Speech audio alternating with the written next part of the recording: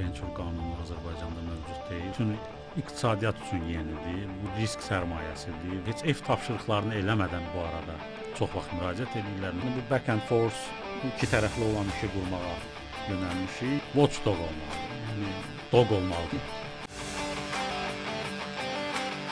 Məhəmməd müəllim, salam. Hər vaxtınız xeyir. Xoş gəlmisiniz bizim podkastda. Çox sağ olun. Əslində xoş gəlmişik İstanbula. Xoş gəlmişik. Elə oldu ki, bizim 3 illiyimiz təxminən bu dövrə düşür. Elə çoxdan planlaşdırdığımız bu məsələni dedik ki, həyata keçirdək. Ona görə ikimiz də xoş gəlmişik. Sabah da bir tədbirimiz var, Immerge tədbiri. İndidən o təşkilatçılara təşəkkür edirəm, uğurlar arzu edirəm. Uğurlar arzulayıram mən də hər kəsə. Dediniz ki, 3 il artıq tamam olur. Bu 3 ildə sizcə startapların, ümumiyyətlə sizin portfolyonun vəziyyəti necə dəyişdi? Necə dəyərləndirirsiniz bu ötən 3 ili? Bizim fond 2022-nin sonlarına doğru rəsmi olaraq qeydiyyatdan keçdi. Komandit ortaqlığı, belə deyək, hüquqi çərçivəsində fəaliyyət göstərən bir belə deyək, venture fondudur. Əlbəttə, hələ ki, venture qanunu Azərbaycanda mövcud deyil. Ona görə biz mövcud əlimizdə olan qanunlara xitab eləyib, komandit ortaqlığı şəklində fəaliyyətə başladıq. Bu demək olar ki, venture qanunlarına ən yaxın format idi və biz onu belə deyək, dəyərləndirdik və bugünə kimi 32 dənə startapdan, şirkətdən biz pay almışıq və demək olar ki, ilk yatırımımız, ilk startapa belə deyək, işbirliyimiz 2023-ün mart ayında baş verib. O elə Türk startapı idi, Turan fintech startapı idi və o həmin gündən bu günlərdə 3 il keçir. Bu 3 il ərzində istədiyimiz belə deyək, rəqəmlər cəhətdən tam nail ola bilməmişik. Yəni bizim planlaşdırdığımız təxminən 50 startapa yatırım etmək idi ki, 50 startapdan sonra biz belə deyək, ən yaxşılarına follow-on növbəti yatırımlar edəcəkdik. Bu statistika istədiyimiz kimi olmadı, çünki bundan əlaqəli həm coğrafiyamızda, bizim mandatımız olan coğrafiyada istədiyimiz startapların sayı çox olmadı, həm belə deyək, valyuta rejimi və digər nüanslar var idi ki, müəyyən qədər istədiyimiz şəkildə olmadı və ona görə də biz müəyyən startapların yatırımlarını edə bilmədik. İndi uzun bu məsələyə girmək istəmirəm. Safe notdur, convertible notdur və digər belə deyək, equity olmayan yatırım alətləri var ki, onu biz istədiyimiz qədər dəyərləndirə bilmirik. İndi Mərkəzi Bank və digər qurumlarla müəyyən işlər gedir. Ümid edirəm o məhdudiyyətlər də aradan qalxsa, biz istədiyimiz rəqəmlərə çata biləcəyik. Amma performans cəhətdən deyirsinizsə, fondumuzun yatırımları son 3 ilin hesablamalarını aparsaq, biz rəqəm səsləndirmirik hələ ki, amma bir müsbət geri dönüşlər var. Belə deyək, fondun 1/3 yaxşı performans göstərir. Digər 1/3 belə deyək, hələ ki mövcuddur və bəziləri pivot eləyir, bəziləri yeni bazarlar əldə eləmək istəyir, bəziləri isə ümumiyyətlə məhsula hələ ki fokuslanıb. Qalan 1/3 isə biz ümidsizik. Startaplar özü çox da bu barədə danışmır, amma biz hiss eləyirik ki, onlar çox da bir uğura doğru getmirlər, amma ümid eləyirik ki, biz yanılarıq. Nəyə görə ümidiniz yoxdur? Ümumiyyətlə, təsisçi profilində problemi var, yoxsa dediyiniz o hüquqi məsələlərdə, mən hüquqi məsələlər barədə onu da demək istəyirəm, soruşmaq istəyirəm ki, bu yaxınlarda ölkə başçısının keçirdiyi müşavirədə də bu məsələ qaldırıldı və bildirildi ki, yaxın gələcəkdə həll olunacaq.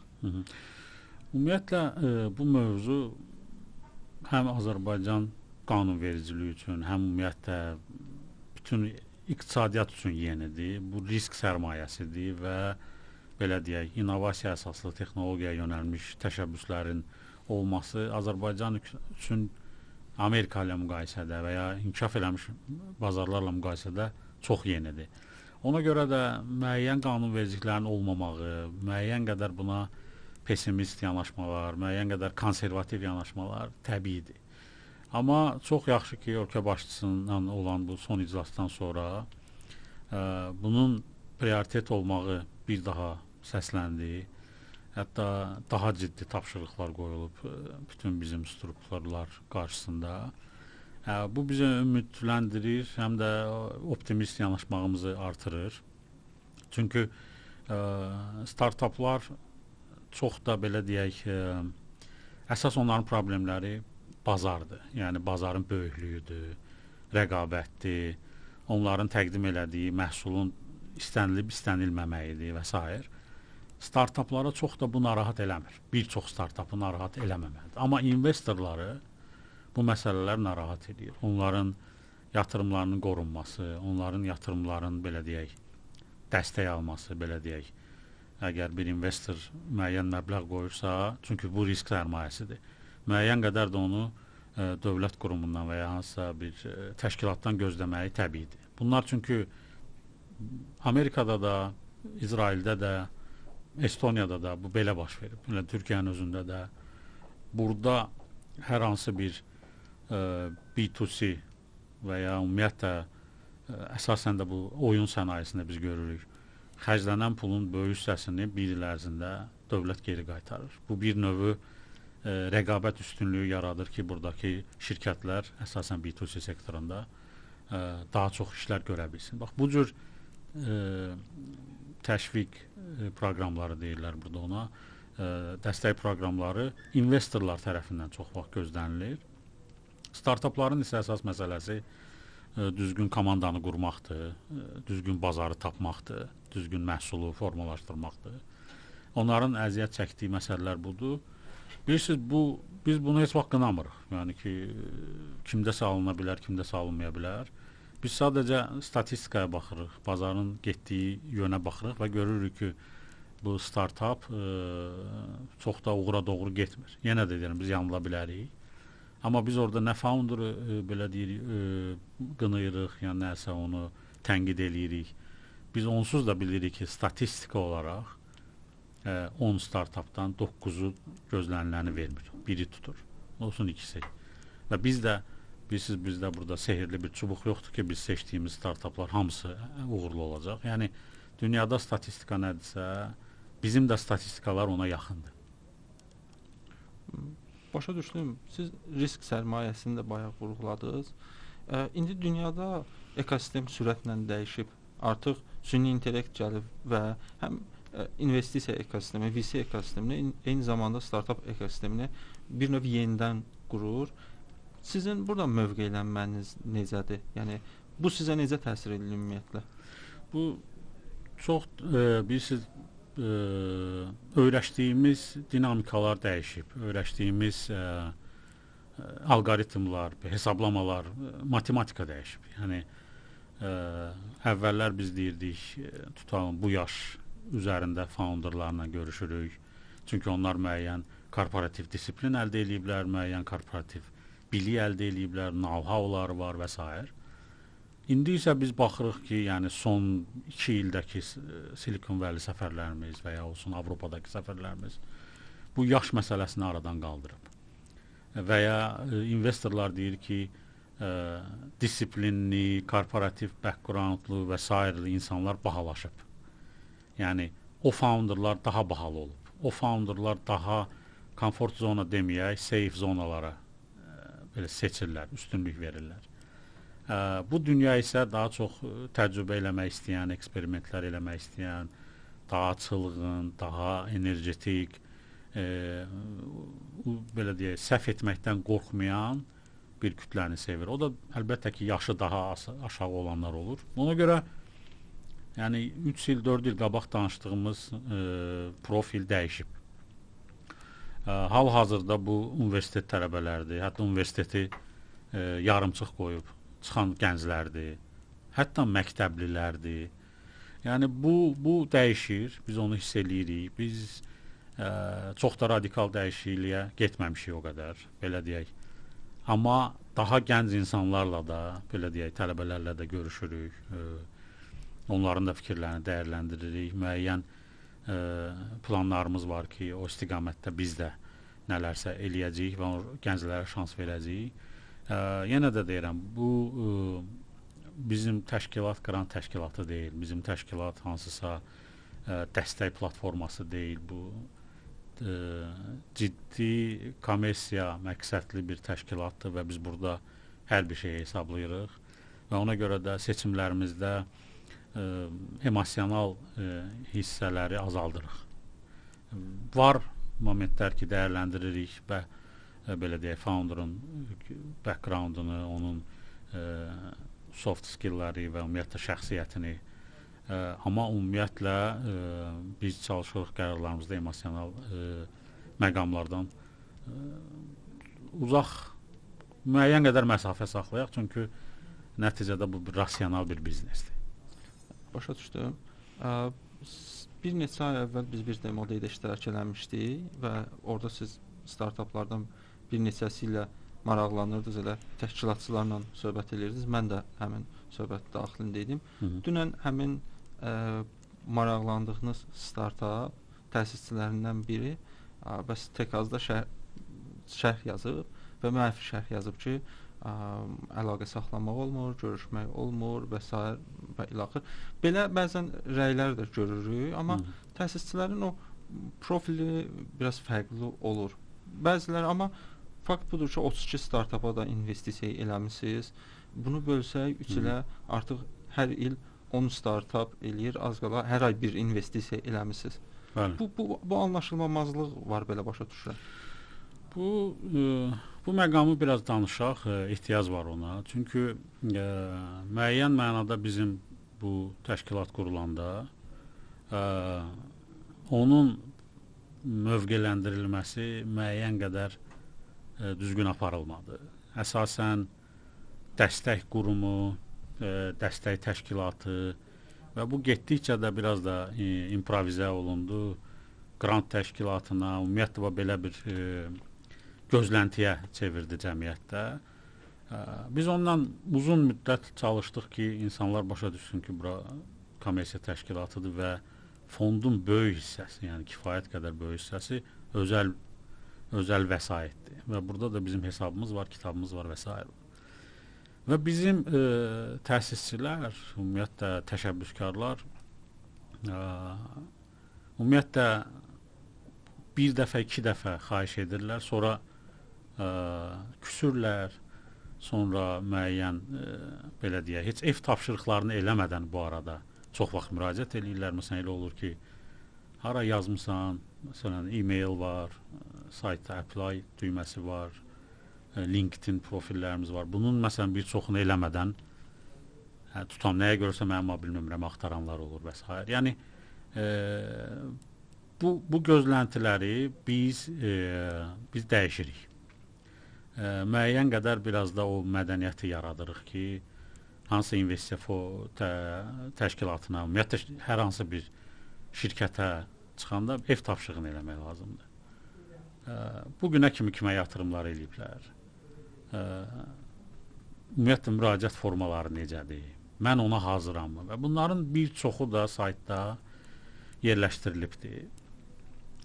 İndi biz bilirsiniz, yəni dayanmadan hər gün efirə çıxa bilmərik. Biz dayanmadan, buna bizim resursumuz da yoxdur. Yəni müəyyən qədər biz də düşünürük ki, bu startapdırsa, bu bir ciddi iddiası varsa ki, mən mobil operatorları və ya bankları və ya digər sektorları disrupt eləyəcəm, nə bilim, o sektorda mən öz sözümü deyəcəm. Bu bir iddialı şəxs olmalıdır, düz deyilmi? İddia. Bəli. Və buna görə də ciddi hazırlaşmalıdır ki, gəlib bizə desin ki, bax mən buyam. O hazırlığı görmürük və nəyə görəsə düşünürlər ki, biz onların haqqında fikirləşməliyik ki, görəsən bu kimdir və s. Yəni düşünün ki, bizə 1000 müraciət olub. Biz 1000 müraciətə onların gözlətdiyi kimi yanaşa bilmərik. O 1000 müraciət investorlara görə formalaşmalıdır və indiki dünyada da investorlar kifayət qədər çoxdur. Yerli olmasın. Yaxın coğrafiyadan, bizim nə qədər startapımız bizlə paralel Qazaxıstandan, Özbəkistandan, Türkiyədən, Avropadan, Amerikadan, bəli, yatırımlar alırlar. Deməli bu yolu var, bu yolu öyrənmək lazımdır. Bu yolu keçənlərlə daha çox danışmaq lazımdır. Və ümumiyyətlə də bir fakt odur ki, bir founderın ən yaxın dostu digər founderdır. Və biz çox vaxt soruşuruq, sən bizlə görüşmədən qabaq hansı founderla, bizim portfeldəki hansı founderla danışmısan? Çoxunda bu baş vermir. Və bu da müəyyən mənada olur, belə şikayətlər olur, kommentlər olur. Yəni bu həmişə olub, böyük ehtimal olacaq. Yəni məsələ odur ki, bizim öhdəliyimiz öz ortaqlarımız qarşısındadır. Ortaqlarımız bizdən məmnundur, biz onlardan məmnunuq və biz ümid eləyirik daha yaxşı nəticələr bu ilin sonuna və ya 1-2 ilə biz nəticələr qeyd eləyəcəyik. Çünki müəyyən mənada fond işini bilənlər də bilir ki, venture fondlar ən azı 10-12 illik fondlardır. Bizim case biz biraz daha da qısa tutduq, 7 il, yəni 7 ilə biz nəticə söz vermişik. Hal-hazırda onsuz da müsbət deyil. Amma real exitlər və s. Biz düşünürük ki, gələn ildən başlayacaq və biz ortaqlarımıza qazandıracağıq və bu nəticədə ekosistem də qazanacaq. Yəni bu Adam Smith'in belə deyək də görülməz əllər teoreminə baxsaq, biz qazandıqca investorlar qazanır, startuplar qazanır, oradakı işçilər qazanır və yeni layihələr buna görə baş verəcək. Bundan əlavə cəmiyyətdə ümumiyyətlə watchdoglar olmağı yaxşıdır. Yəni ki, nəzarət deməyək, belə bir public baxış olmalıdır. Amma bu peşəkar olmalıdırlar. Yəni istər kommentlərdə, istər suallarda, istər yanaşmada. Yəni bu demagogiya olmamalıdır, bu yalançılıq olmamalıdır, bu iftira olmamalıdır, qarayaxma olmamalıdır. Yəni watchdog olmalıdır. Yəni dog olmalı deyil. Bəli. Sizin investisiya elədiyiniz, sizin portfeldə olan daha əvvəl bir neçə startup təsisçisi ilə də görüşmüşük. Onların podkastı var elə bizim kanalda. Onlar özləri də bildirir ki, biz yüzlərlə investorla danışmışıq. Onların artısı 3%-dən, maksimum 5%-dən geri dönüş almışıq. Bu dünyada da belədir. Biz hazırda İstanbuldayıq, Türkiyədəyik. Burada da bu belədir. Avropada da, hər yerdə bu belədir. Siz dediniz ki, fond fayda verir, maddi bir geri dönüşləri var. Bu necədir? Tam olaraq bunu necə izah edirsiniz? Axı siz exit eləməmisiniz hələ.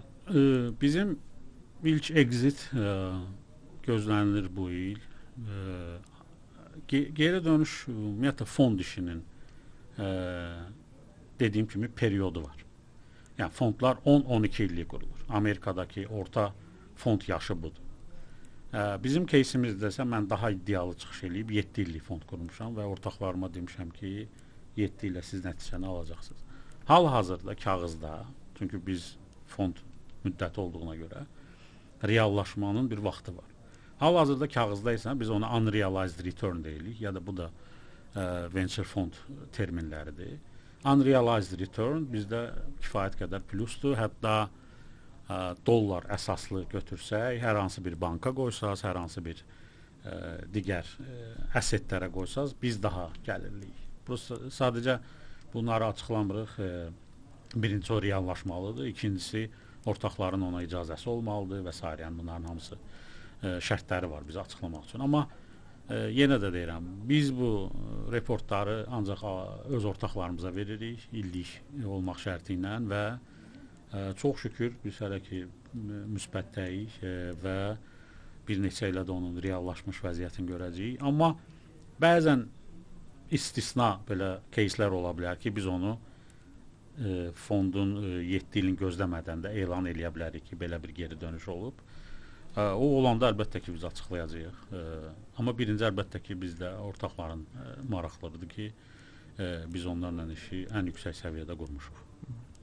Ümid edirəm ki, tezliklə bu xoş xəbərləri açıqlayarsınız. Mən yenidən təsisçi profilinə qayıtmaq istəyirəm. Çünki Azərbaycanda bu bəzən başa düşülmür. Siz hansı təsisçi profilini axtarırsınız? Hansı təsisçi profilindən qaçırsınız? Və bir də bildirmək istəyirəm ki, əvvəllər rahat idi. MVP hazırlamaq bir neçə ay vaxt aparırdı və başa düşürdüm ki, bu şəxs biraz ciddidir, müəyyən qədər işləyə bilər bu şeyin üstündə. Amma artıq MVP hazırlamaq üçün bir neçə saat bəs eləyir. Süni intellektlə artıq saytı, aləti hazırlayırsan, təqdim eləyirsən. Alınmasa bir həftə sonra bağlayıb gedə də bilirsən. Belə deyək. Onda mən elə axırdan girim mövzuya. Yəni asanlaşma baş verib. Easy to start, easy to fail'ın yəni biz kulminasiyasını yaşayırıq. Yəni başlamaq da o qədər asandır, orada elə dayanmaq, layihəni bitirmək də o qədər asanlaşıb. Ona görə mənim tövsiyəm məsələn startaplara hal-hazırda yanılmıramsa Andreessen Horowitz bu il dedi ki, time to build, qurmaq zamanıdır. Yəni o qədər asanlaşıb ki, bunu artıq həkimlərə də deyir, bunu artıq mühəndis, inşaat mühəndislərinə də deyir, ticarətçilərə də deyir. Yəni qeyri-ənənəvi innovasiyaya görə, ənənəvi sektorlara belə deyir ki, time to build. Çünki bunu öyrəşdiyimiz startaplara demirlər. Hal-hazırda bunu hamıya deyir. Amma bu tərəfdən də biz digər bir bu startap işində olan fenomen Y Combinator'a baxırıq ki, don't die. Ölmə. Yəni baxırsınız, yəni iki xətt var. Yəni biri deyir qurmaq vaxtıdır, yaratmaq vaxtıdır, biri də deyir ki, ölmə. Yəni bu o deməkdir ki, bu anlayış bu qədər bir-birinə yaxındır hal-hazırda bazarda. Bu qədər saniyə, bu qədər günlər bir-birinə yaxındır ki, bugün başlayarsan, bugün də batırarsan, sabah batırarsan. Yəni o cəhətdən asanlaşma nə qədərdirsə, o tərəfdə asanlaşıb. Yəni şirkəti batırmaq, şirkəti nəticənin olmaması o qədər asanlaşıb. Ona görə founderların işi çətinləşib. Founderların işi çətinləşdiyinə görə bizim də işimiz çətinləşib ki, o qədər qısa müddətdə baş verir ki bu şey. Sən bilmirsən ki, bunu kim daha uzun tuta bilər layihəni və ya nə bilim bu özündəki enerjini. Ona görə raundlar demək olar, bəzi raundlar ortada əriyib gedib. Çox ilkin mərhələlər var və orta boş olur. Bir də baxırsınız seriya A-lar, seriya B-lər. Yəni bizim də əslində öyrəşdiyimiz və xoşladığımız biraz o orta hissələr idi. Biz orada artıq əziyyət çəkirik. Çünki o mövcud deyil. Digər gecikmiş stagelər, late stagelər isə ora bizim belə deyək pul çatmaya bilər və biz maraqlı olmaya bilərik. Ona görə biraz da pre şeyə gəlməyə çalışırıq hissələrə. Orada isə biz artıq müəyyən mənada öz pipeline-ımızı bu 3 il ərzində 30-durmuşuq. Tezisimiz əsasən Azərbaycanlı diasporadır. Yəni Azərbaycandan kənarda yaşayan və texnoloji researcher, elmi tərəfdə olan insanlardır. Biz onların bazasını hazırlamışıq özümüzdə, yəni həm LinkedIn-dən, həm biz özünüz bilirsiniz nə qədər səyahətlər eləyirik Azərbaycanlı texnoloji icma ilə. Bu 500 nəfər təxminən indi biz onu 1000 nəfərə çatdırmaq istəyirik ki, daim onlarla kontaktda oluruq, onların hər hansı mövcud işlərində kömək eləməyə çalışırıq. Onlar bizə kömək eləyir portfelimizin inkişaf eləməyinə və ya hər hansı bir Azərbaycanlı startup bazara çıxmaq istəyəndə, xarici bazara onlar ona kömək eləyir. Yəni bu back and forth iki tərəfli olan işi qurmağa yönəlmişik və o istiqamətdə də işimiz yaxşı gedir. Çünki portfelin 32 şirkətin 18-i Azərbaycanlıdır, Azərbaycanlı founderdır. Bu təxminən 60% portfelin Azərbaycanlı olduğunu göstərir. O 18-in də yarıya yarı təxminən Azərbaycanda və Azərbaycandan kənar olan təsisçilərdir ki, bu da elə bizim üçün idealdır. Bizim üçün founder hardadırsa, şirkət oralı sayılır. Yəni biz hüquqi bugün Dubaydadır, Singapurdadır, Londondadır, Texasdır. O bizim üçün o texniki məqamdır və o ümumiyyətlə bizə aid deyil. Onu startup özü qərar verir. Çünki investisiya ancaq biz eləmirik. Yəni hansısa roundda 1 milyon yatırımsa onun 50 ya 100 minini biz veririk. Lead investor qərar verir ki, şirkəti burada qur və s. və s. O ümumiyyətlə bizə aid məsələ deyil. Bizim baxış açımız odur ki, founder hardadırsa biz onu Azərbaycanda startup sayırıq və ya Azərbaycanlı startup sayırıq. Yəni Azərbaycanlı startup odur ki, Azərbaycanlı founderdur. Azərbaycanda startup odur ki, founder Bakıdadır və ya Azərbaycandadır. O cəhətdən bizdə 50-50-dir. Azərbaycanlı startap arasında və əlbəttə ən yaxşı göstəricilər Azərbaycandan kənarda olan startaplarımızdır. Çünki böyük bazarlardadılar. İnvestisiya imkanları daha yaxşıdır. Exit imkanları mövcuddur. Talant cəlb eləmək cəhətdən daha rahatdılar. Texnologiyalar daha ucuzdur və s. və s. Ona görə bizim kənara Azərbaycanlılara, təkcə Azərbaycanlılara yox, bizim mandatımız olan coğrafiyadakı insanların bu coğrafiyadan kənarda olanlara diqqətimizin daha çox olmağı bu zərurətdən yaranır. Çox sağ olun. Bütün suallara detallı cavab verdiniz. İndi bilmək istəyirəm ki, siz 3 ildir fond fəaliyyəti ilə məşğul olsanız da, bir 15 ildən də çoxdur ekosistem building işi ilə məşğul olmusunuz, ekosistemin ilk qurucularındansınız. Hazırda ekosistemi necə dəyərləndirirsiniz? Azərbaycan ekosistemi sizcə hansı vəziyyətdədir? Kifayət qədər dinamika var. Yəni ciddi iş görənlərin sayı çoxalıb. Yəni bazı zəif olduğuna görə mən onu ciddi sıçrayış hesab edirəm. Çünki əvvəl bu 3-4 nəfər idisə, artıq bu 15 nəfər, bəlkə 20 nəfərdir. Ona görə mən ciddi sıçrayış deyirəm, amma 15-20 özü çox az rəqəmdir. Bu bir. Bu founderlar tərəfdədir ki, bu insanlar çox ciddiləşib və common sense dediyimiz bir nüansdayıq. Nağıl danışmırlar, havadan danışmırlar, paralel 10 dənə işlə məşğul olmurlar, bu işə şərəf kimi yanaşırlar, hobbi kimi yanaşmırlar. Yəni belə bir ciddi 15-20 nəfər ən azı insan var. Bu bir ciddi siqnaldır. İkinci, dövlət tərəfdə kifayət qədər maraqlı işlər gedir. Miqyas cəhətdən çox da istənilən rəqəmlər və hərəkətlər görsənməsə də, amma maraqlı işlər gedir. Amma mən düşünürəm ki, bunun sayı artacaq. Hal-hazırda əsas driver əlbəttə ki, Rəqəmsal İnkişaf və Nəqliyyat Nazirliyidir. Mən orada proqramların sayı və keyfiyyəti cəhətdən belə deyək, çox yaxşı nəticələr görürük. Amma bunun sayı mən sizə deyərdim ki, 10 dəfə daha çox olmalıdır. Həmin nazirlik eləməlidirmi? Yox, elə bir mən çağırış eləmirəm, bəlkə də eləməlidir. Amma bütün digər nazirliklər, əlbəttə ki, cənab prezident özünüz gördünüz ki, tapşırıq kimi qoyub, yəni hamı bu işi eləyəcək. Əvvəllər bu bir nazirliyə, 2 nazirlik öhdəsinə götürmüşdük ki, bu məsələ o məsələ deyil. Ya bu məsələ artıq dövlət səviyyəsində, yəni ölkə səviyyəsində, yəni bizim respublika üçün ciddi bir əhəmiyyətli mövzudur. Ona görə indən sonra məncə daha da çox olacaq. Strukturlu yanaşmada biraz mən fikirləşirəm o vaxt narazıçılıq vardı. O da aradan qalxır. Baxırsınız ki, orada ciddi tapşırılıq verilib. Yəni biraz da investorlarla əlaqəli hissədə işlər olsa, yəni investorların belə deyək, vəsaitlərinin qorunması, hansısa insentivlər və s. çoxalsa, bura heç dövlət vəsaiti lazım olmayacaq. Yəni özəl sektor özü bu risk sərmayəsi dediyimiz sahəyə kifayət qədər vəsait ayıra biləcək. Yəni ümumiyyətlə onsuz da dövlət vəsaiti infrastrukturu və digər məsələlərə xərclənməlidir. Startup dünyasında smart money lazımdır. Onu da əlbəttə ki, bizə lazımdır ki, özəl sektordan, investorlardan cəlb eləyək. Ona görə mən müsbət dəyərləndirirəm.